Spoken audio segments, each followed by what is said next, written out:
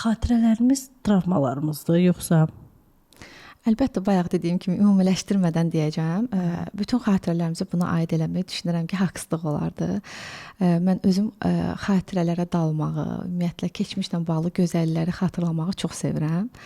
Ona görə hamısına onları aid eləməzdim.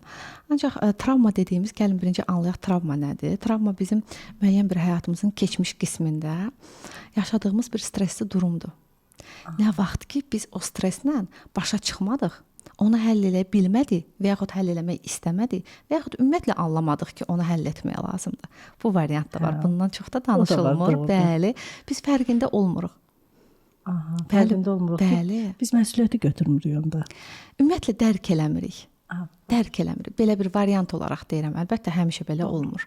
Ya da ola bilər ki, həmin an sadəcə olaraq tək köməksiz qalırıq. Çünki yaş məsələləri var axı.